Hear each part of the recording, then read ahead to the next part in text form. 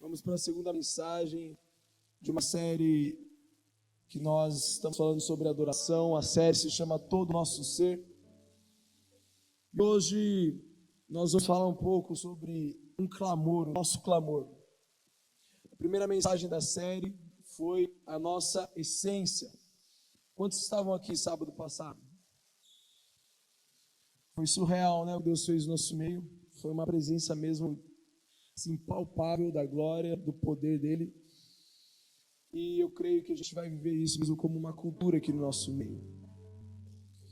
E hoje nós vamos falar agora sobre um clamor. Mas antes, eu queria puxar um pouquinho algumas coisas que nós falamos semana passada.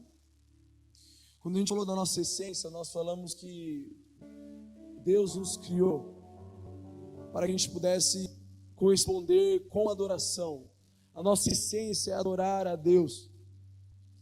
Falamos que por isso nós somos os únicos seres trinos, corpo, alma e espírito, que conseguem adorar o Pai, o Filho e o Espírito Santo de forma plena. É um privilégio isso. Nós falamos que a adoração está relacionada a uma vida de sacrifício, de entrega. É o que todos nós fizemos aqui, quem serviu, quem ficou aqui participando. Foi adoração pura, entrega pura. Foi realmente o que nós estamos falando aqui nos sábados. E quando a gente fala de adoração, nós estamos falando de gerar uma consciência da pessoa que nós estamos adorando, uma consciência da pessoa de Jesus, da pessoa do nosso Deus e nosso Pai. Traz uma consciência, porque eu começo a adorar Ele, e eu começo a entender o porquê que eu estou adorando. O meu espírito, o espírito do homem, ele começa a receber testemunhos, confirmações do Espírito Santo a respeito de quem Ele é, de quem o Pai é. Jesus fala isso quando ele começa a falar do Espírito Santo, que o Espírito Santo, ele viria para que nós pudéssemos entender quem Ele era, que o Espírito Santo nos lembrasse de todas as verdades que Jesus falou, e que o Espírito Santo glorificasse a Ele. Então o Espírito Santo traz esse testemunho. O Espírito Santo, ele traz o testemunho que nós somos filhos, porque aqui dentro existe um grito do nosso espírito, chamando por Pai, Papai. A Bíblia diz, está lá em Romanos, capítulo 8. Então, a gente começa a gerar uma consciência da pessoa que nós estamos adorando, da pessoa de Cristo, da pessoa do nosso Deus. Sabe, a gente começa a entender quem Ele é. A gente começa a entender que nós adoramos não pelo que Ele pode fazer, mas simplesmente porque Ele é Deus e é o nosso Pai, porque Ele é bom. E pode passar as piores circunstâncias e situações, Ele continua sendo bom. E continua sendo digno de adoração. Então a gente vai, conforme a gente vive uma vida de adoração, a gente cada vez mais gera essa consciência. Quando a gente entende esse princípio, a gente não vai mais se importar com nada. Às vezes vai ser difícil, com certeza. Tem dia que talvez as coisas não estejam tão boas, e vai ser mais difícil, mas aí é onde a gente começa a trazer entendimento sobre o ato de adoração. E quando a gente traz consciência da pessoa, a gente vai se aproximando dela. A gente vai entendendo que Deus nos criou para que a gente pudesse ter uma relação com Ele. Ele nos criou para que Ele pudesse interagir. Nos criou mesmo nessa relação de pai e filho. Eu não imagino um pai tendo um filho para descartar ele. Pelo menos não é a lógica. O pai tem um filho e começa a ter prazer na relação. Inclusive quando o filho se casa e sai da sua casa para ter a sua vida, o pai continua tendo prazer. Até hoje, a minha mãe manda mensagem falando comigo para passar lá. Saindo daqui, inclusive eu vou lá na casa dela. Casado, já sou pai, mas ela tem prazer se relacionar comigo. Então, Deus, ele tem prazer nessa relação. E aí a gente vai adorando, vai tendo consciência, vai se aproximando e vai gerando intimidade. vai gerando intimidade. A gente vai vivendo o que Adão viveu no princípio. Quando a Bíblia nos diz lá em Gênesis que Deus, todos os dias, na viração do dia, quando estava lá o pôr do sol, Deus descia no jardim para ter um tempinho de qualidade. Então Adão estava conhecendo Deus mais e mais a cada dia. A Bíblia não nos fala quanto tempo ele ficou nessa vida, mas fala que todos os dias Deus descia e eles tinham um tempo de qualidade. Então, quando a gente tem uma vida de adoração, que é a nossa essência, a gente gera uma consciência da presença de Deus, uma consciência da pessoa de Deus. E para a gente ter essa consciência, a gente prioriza a intimidade, o relacionamento. E quando a gente faz isso, nós começamos a gerar uma unidade entre as nossas vidas e a vida de Deus. A gente vive o que a palavra nos diz, nós passamos a ser um espírito com Ele. Jesus mesmo falou isso por várias vezes. Eu só faço o que vejo o Pai fazendo. Eu só falo o que eu ouço o Pai dizer. Ou seja, os dois eram um. Não tinha aquela separação do tipo, ó, isso daqui é minha vida secular, essa é a minha vida com Deus. Não, não. É tudo uma coisa só. Isso é intimidade. Então, essa vida de adoração vai gerar isso em nós. E a intimidade vai fazer com que a gente comece a se comportar conforme a pessoa que a gente está se relacionando. E eu quero fazer um teste aqui para provar que a intimidade gera uma unidade. Cadê o microfone? Tá aí?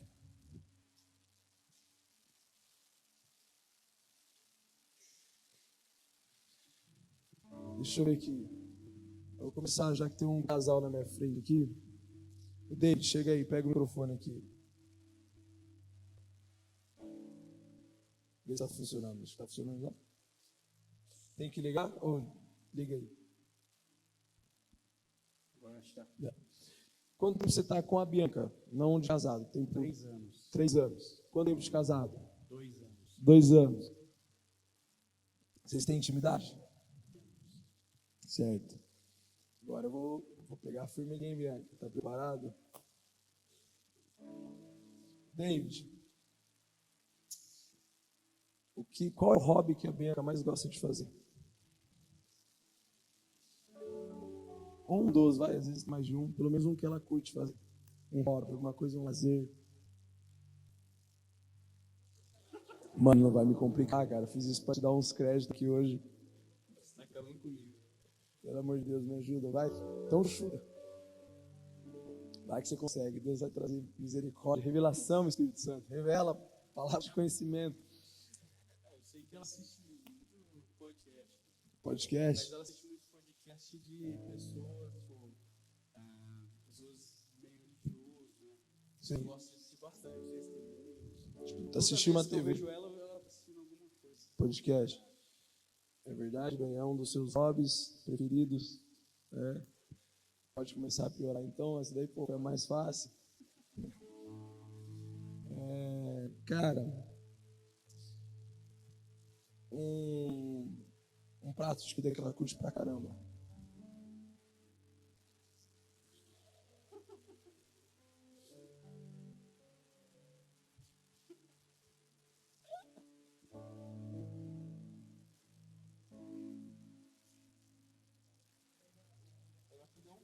Depois eu vou ter que trocar para ver se ela ajuda. Me ajuda um pouco mais na dinâmica aqui. Vai, pelo amor de Deus, não passa essa vergonha em público, não.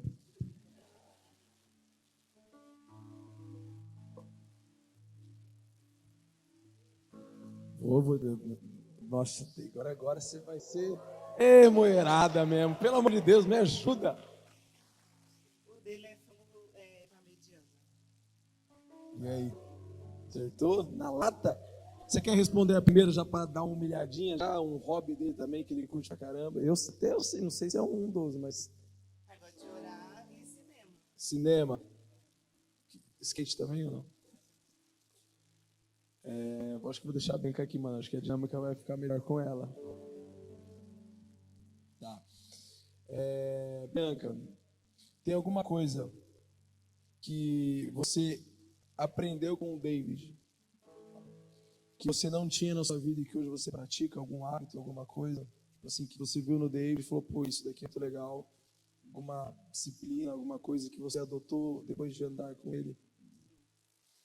Eu sou 99% emocional, ele é bem racional, então eu aprendi esse lado mais racional com ele, para equilibrar.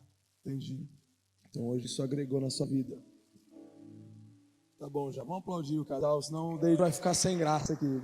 Obrigado.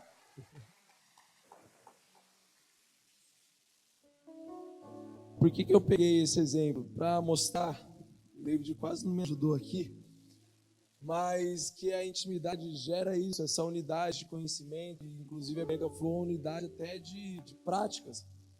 A Bianca falou que tinha uma coisa que antes do David ela não praticava e não tinha, com o David ela praticou. Então a gente começa a gerar mesmo essa unidade, a gente começa a fazer coisas que a gente não fazia, porque a pessoa que anda em intimidade que a gente começa a fazer e a gente reproduz, né? Várias coisas eu também posso falar do meu exemplo com a Fer, que eu não tinha e eu comecei a praticar.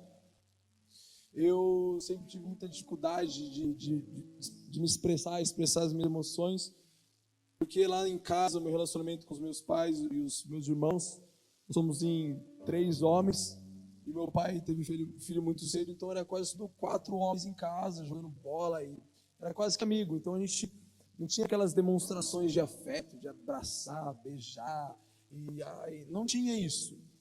E aí quando eu conheci a Fer, era o oposto, porque ela vinha de uma outra realidade.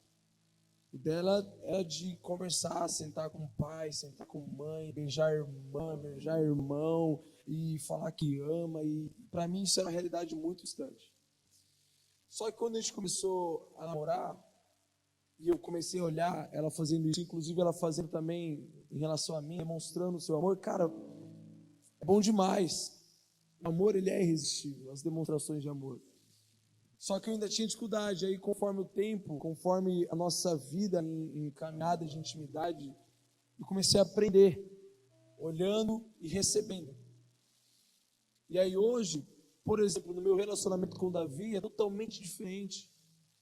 Eu beijo ele, falo que amo ele, eu converso com ele, algo que eu não tinha. E eu aprendi com a Fer, por quê? Por conta da nossa intimidade, que gerou essa unidade. Então, quando a gente está falando dessa essência de adoradores, é porque nós precisamos ter mesmo essa unidade com Deus, a unidade com o Espírito Santo de Deus. Ou seja, nós precisamos pensar como Ele pensa, nós precisamos andar como Ele anda, nós precisamos agir como Ele age, nós precisamos gostar das coisas que Ele gosta, porque isso é fruto da intimidade. Eu quero trazer alguns exemplos aqui. Na verdade, vou focar na figura de Moisés para ver o impacto de alguém que começa a andar com Deus. E aí a gente vai entrar dentro desse clamor, porque depois que nós entendemos um pouco mais dessa unidade, a gente vai entender o que nós devemos clamar então, em unidade com o Espírito Santo de Deus. Quando a gente olha para a figura de Moisés, nós temos lá no texto de Êxodo 32, versículos 9 e 10. Uma passagem que talvez para muitos seja até conhecida, está lá, Êxodo 32, 9 e 10. Moisés estava lá no monte, com Deus, recebendo direções, instruções, estava lá naquele momento de intimidade com Deus. Moisés já estava falando como um amigo, face a face. E aí de repente, ele está lá com Deus e começa a ver um som lá embaixo. O povo de Israel estava lá no pé da montanha. Ele estava lá com um líder, um profeta, recebendo direções para descer e passar. E aí Deus começa a falar: Moisés, olha o que está acontecendo lá embaixo. Estão acabaram de construir um bezerro de ouro. Estão adorando esse bezerro de ouro. Estão prestando adoração, estão falando que é o Deus deles. E aí Deus fala para ele, no versículo 9, começa no versículo 9. Disse o Senhor a Moisés: Moisés, tenho visto que este povo é um povo obstinado.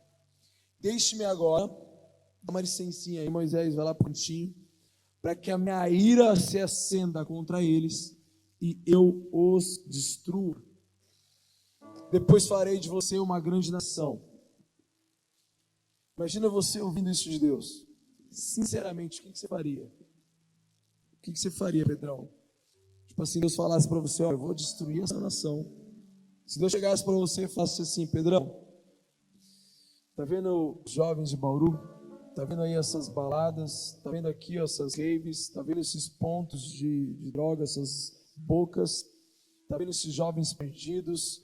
Tá vendo essas pessoas? Cara, eles não estão nem aí para mim. Eles só querem satisfazer a sua carne. Eles só querem se entregar aos seus prazeres, estão me rejeitando. Então, Pedrão, é o seguinte, vamos fazer algo. Você é um homem, você é um jovem que eu aprecio, você é justo, íntegro.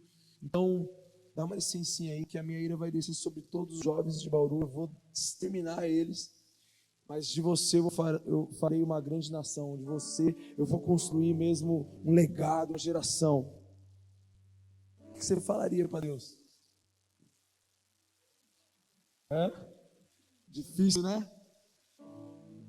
Cara, aí que vai entrar no ponto-chave da mensagem. Moisés já estava vivendo uma cultura de adoração. Moisés já estava tendo uma consciência da pessoa que ele deveria adorar por toda a sua vida. Moisés estava gerando um relacionamento com Deus, porque ele subia constantemente, falava com Deus, se relacionava, ele começou a conhecer o coração de Deus. E aí Moisés começou a ter unidade com Deus, a pensar como Deus pensava, começou a ter interações. E aí quando Deus lança isso, o que me surpreende é olhar depois a reação de Moisés. Ele começa a clamar por misericórdia. Ele começa a clamar por compaixão. Ele começa a falar, Pai, não destrua o teu povo. O que eles vão falar lá fora? O que eles vão falar a respeito do Senhor? Vão falar que o Senhor é um Deus que tira um povo de uma escravidão, liberta, traz para o deserto para matar. Vão falar que o Senhor é mau, e eu sei que o Senhor é mau, o Senhor é um pai, que eu estou apaixonado. E eles chegam ao ápice desse clamor, que está lá no versículo 32. Que, cara, isso daqui para mim mostra alguém que já estava em unidade com Deus, já estava com unidade com o próprio Senhor Jesus. Porque depois a gente vê Jesus andando nos mesmos passos. E olha o que ele fala. Fala, mas agora eu te rogo, perdoa-lhes o pecado. Se não, olha aí, Pedrão, o que ele fala nesse exemplo. Pai, perdoa a juventude de Bauru, tenha misericórdia deles, eles não sabem o que estão fazendo, estão cegos, eles precisam de uma chance do perdão.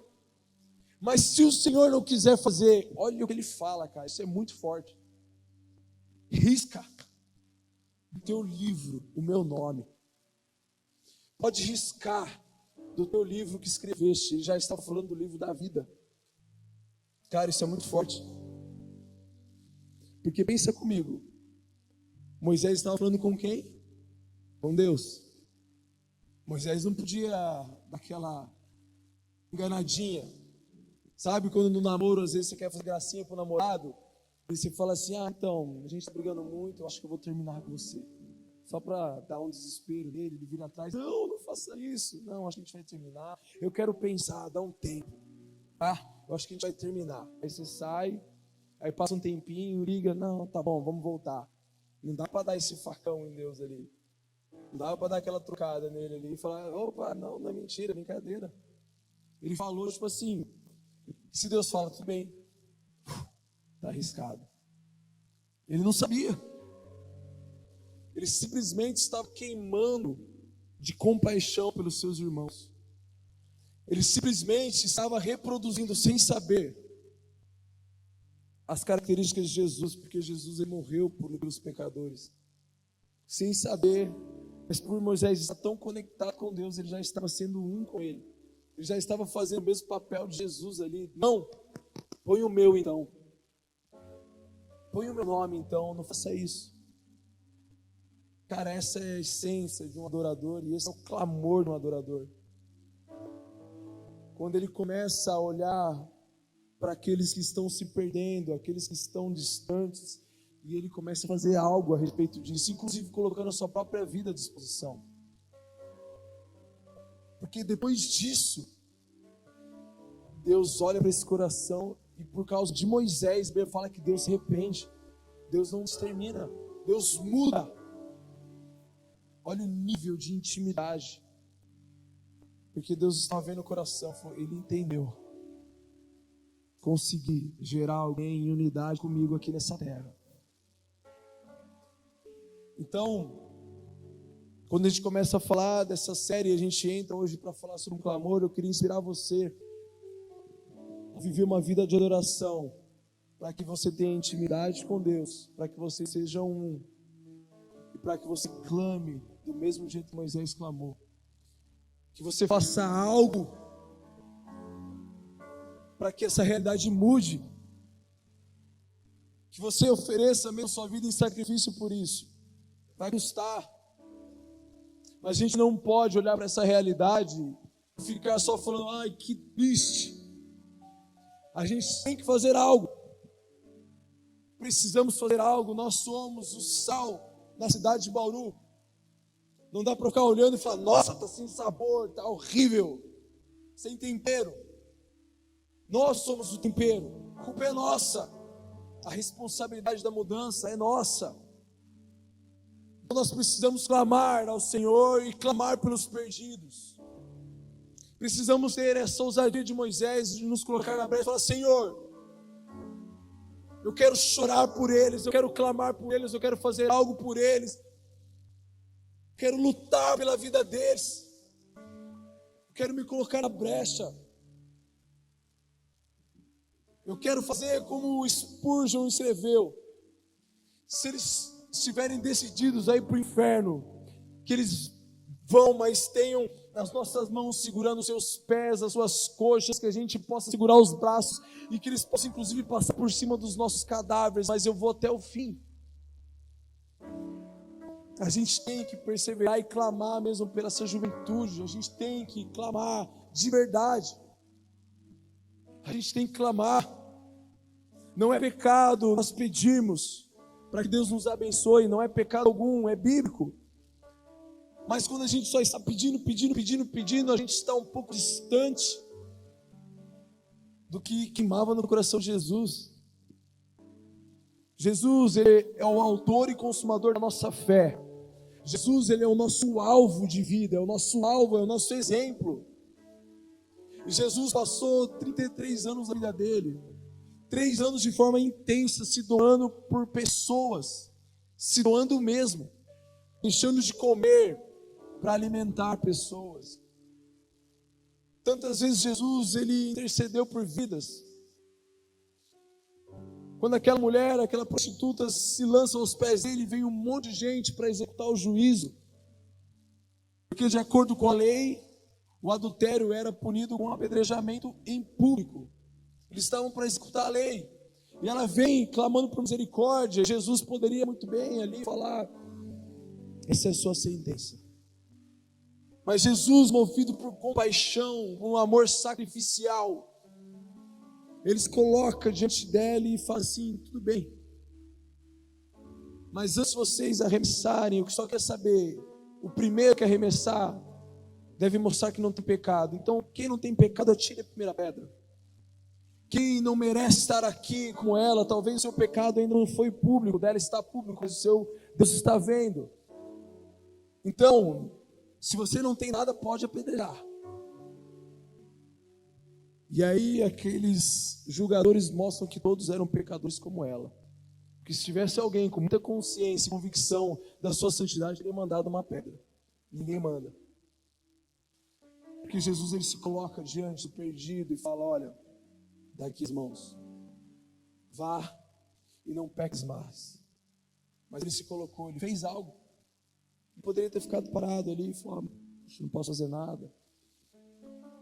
Então, às vezes a gente passa perto de pessoas que estão nessa condição e a gente não faz nada. Às vezes nem clamar a gente clama. Nós precisamos ir atrás. Isso não é algo só para quem foi chamado para o ministério evangelístico. Claro que não. Isso é quem foi chamado para o reino.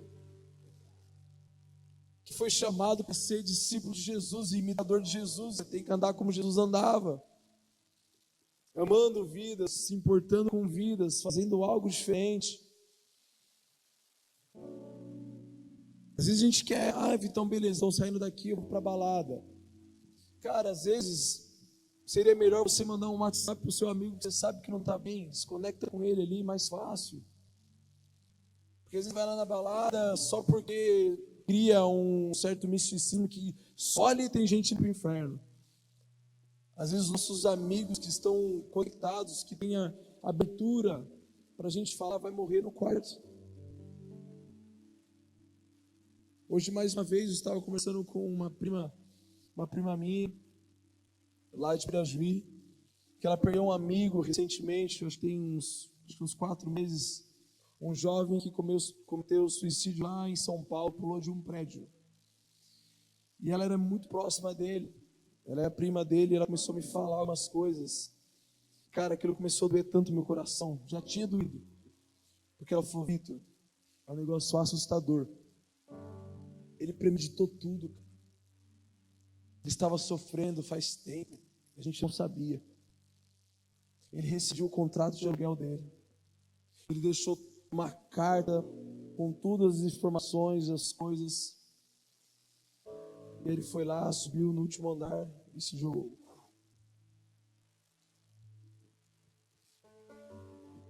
Então, é o que acontece, e eu sei que não é o único, tem tantos que fazem isso, tem alguns que não se jogam, tem alguns que vão morrendo aos poucos. Já não tem mais prazer em sonhar, já não tem prazer na vida, já não consegue se relacionar com ninguém, já não consegue olhar para nada com amor, não acredita em nada. Então, o nosso clamor deve ser para que realmente Deus mude essa realidade e Ele nos use para mudar essa realidade. Porque Moisés, aqui, ele não só clamou, como ele se colocou à disposição. Ele clamou e falou, olha, ele começa a primeira parte, Pai, tenha misericórdia, perdoa-os. Mas se isso não for possível, eu vou fazer algo a respeito, me coloca no pacote, porque eu não sou melhor que eles. Eu amo meus irmãos e eu sei que é difícil, então eu quero ir junto. Cara, isso é muito pesado. Muito forte isso. Mas o que deve ser mais forte é o que aconteceu depois. Porque isso moveu o coração de Deus. Porque foi um coração compassivo que fez algo a respeito. Então nós precisamos mudar essa realidade. Precisamos ser intencionais. Eu tenho falado bastante com os jovens, com os meus discípulos. Sejam intencionais. Você não precisa ficar falando, para de ficar convidando o cara para ir para a igreja, seja Jesus perto dele, que ele vai se apaixonar por Jesus e ele vai chegar sozinho. Às vezes fica aquele negócio no WhatsApp, mano, hoje é o dia de você ir para a cela, vai para a cela, vai para a cela, mano, hoje tem culto, para de sair no rolê, vem para o culto, vem para o culto, vem para o culto. Cara, ele está em outra vibe. Ele está em outra vibe. Começa a andar perto dele com Jesus. Aí ele vai começar de fato a entender o que você está vivendo, sem você precisar falar de forma clara. Mas só de você se importar com ele, você honrar ele como ninguém honra, você se importar em ter um tempo com ele como ninguém tem. Você perguntar, você cuidar, você dar conselhos que ele vai saber, cara, eu sei que aquele teu conselho foi muito bom. Onde você aprendeu isso? Aí chegou a hora, cara, eu aprendi isso aqui, ó, vem ver, na Bíblia. É o meu manual de vida. É isso. E a gente vai sim também chegar nessas pessoas que estão em lugares públicos. Até porque muitas dessas pessoas são amigos nossos, a gente conhece. Então a gente precisa ser intencional, tem que aproveitar as oportunidades, a gente tem que dar trabalho, lógico que dá trabalho. Formar discípulos é formar, não é miojo, é formar, é artesanal. Sabe, a Bíblia fala que o processo para isso é igual ao processo do oleiro, aquele que mexe com argila e faz vasos. A gente olha o vaso depois de pronto, ornado, pintado, lindo, custa às vezes fortunas. Mas quando a gente vai retroceder no processo, como que gerou esse vaso? Que agora está sendo admirado, está em um museu, está numa casa, numa mansão. Era um pedaço de barro, de argila, uma bola horrível. Não era nada. Mas alguém se dispôs a pegar, começar a apertar, e começar a formar, e começar a trabalhar. E aí de repente, pai, quebrou. Vai de novo. Não, eu não vou desistir. E aí vai, e aí puxa, não ficou legal ainda, mais um pouquinho, coloca mais de argila, e vai, é um processo. É um processo. Aí de repente, uau! Cara, que vaso lindo! É isso que Jesus fez. Pegou lá um pescador, Pedro, nossa, que barro!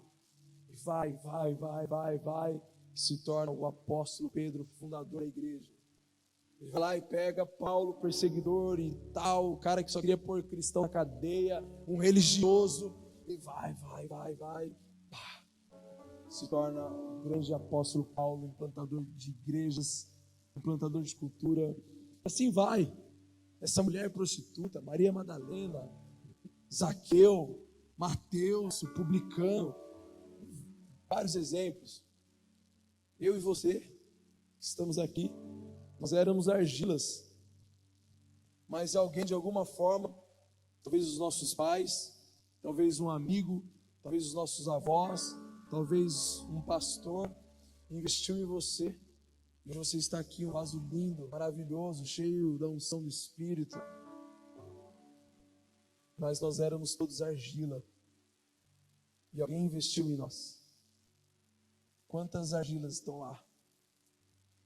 Estão ali, misturadas no barro, sem valor, mas que se tiver uma mão ungida, disposta a pegar e formar, vai ser o próximo apóstolo Paulo, vai ser o próximo Billy Graham, vai ser o próximo John Wesley,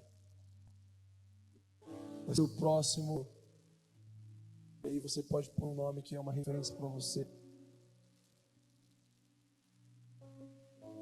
Eu queria deixar essa mensagem, o louvor pode subir. Eu queria dizer isso, que quando a gente entende a nossa essência, quando a gente vive a nossa essência, que é uma vida de adoração, nós precisamos viver uma vida também de intercessão, de clamor, mas não uma vida que apenas fala, mas uma vida que as palavras tocam. Que quando a gente começa a olhar os intercessores da Bíblia, quando a gente começa a olhar a figura de Neemias, a Bíblia fala que quando ele começou a olhar o povo dele e ver que os muros de Jerusalém estavam destruídos, eles não tinham mais terra, e ele começou a lembrar que era um povo que já foi um povo forte, um povo que era temível nas batalhas, com castelos e reis, e olhar que, tipo assim, tudo se acabou, ele estava ali servindo como um copeiro, estava ali servindo um reino que não era o reino de Deus. A Bíblia fala que ele começa a chorar, que ele começa a jejuar, ele rasga suas vestes e fala: Senhor, eu preciso fazer algo. Eu preciso fazer algo para mudar a realidade, eu preciso fazer algo para que nosso povo volte a ser a nação cujo Deus é o Senhor. Ele começa a orar e jejuar, começa a clamar, a chorar. A Bíblia fala que ele chorava incansavelmente, intencionalmente, intensamente. Não era um simples choro, era um choro de desespero. Aí Deus ouve e começa a mover as circunstâncias, mover para que ele tivesse essa oportunidade. A gente sabe que ele foi o responsável para conseguir começar o processo de restauração das muralhas. Ele reconstruiu as muralhas, ele reconstruiu a autoridade do povo de Deus. Então tem que ser assim. Será que você tem ousadia para pedir para o Espírito Santo te tomar com um fardo de angústia? Cara, isso é muito sério. Se você já ouviu alguém falar sobre isso, alguém que recebeu isso, É alguém que vai viver o que Paulo viveu, que começa a sentir no corpo mesmo físico dores como de parto, dores mesmo. É alguém que vai sentir uma dor que, cara, chega a faltar o ar. Eu tive o privilégio de ter uma experiência dessa um dia. Eu lembro que eu estava no meu momento ali de oração. E eu comecei a orar por algumas pessoas que estavam distantes, pessoas que estavam em leitos. Comecei a orar por amigos. Eu comecei a orar por pessoas que eu não conhecia. Comecei a orar pela cidade. Comecei a chorar, porque começou a me vir um convencimento do pecado. E eu comecei a confessar os pecados dele como se fossem meus. E aí quando eu comecei a confessar, eu falei, Deus, eu preciso ter mais consciência da urgência disso. E aí me deu um desespero. Me deu um desespero por essas vidas que eu comecei a perder o ar. Eu lembro que eu comecei a chorar tanto que começou a faltar o ar ali. Porque o Espírito Santo começou a compartilhar. Lembra que nós falamos, a unidade. Começou a compartilhar a dor do coração dele por essas vidas. E começou a doer tanto que eu não suportei. Eu falei, eu já entendi. É forte. Porque você percebe que não é algo humano. Mas depois disso, ele abriu meus olhos para essa urgência. Depois que eu senti na minha pele o que no mundo espiritual está acontecendo, cara, mudou. O meu clamor passou a ser diferente, as minhas ações. E precisam ainda ser mais intencionais. Eu não alcancei ainda, eu preciso muito ainda. De muito mais clamor, de muito mais ações. Muito. Mas ele já me mostrou a necessidade. Queria que vocês colocassem em pé esse momento, se você se sentir à vontade.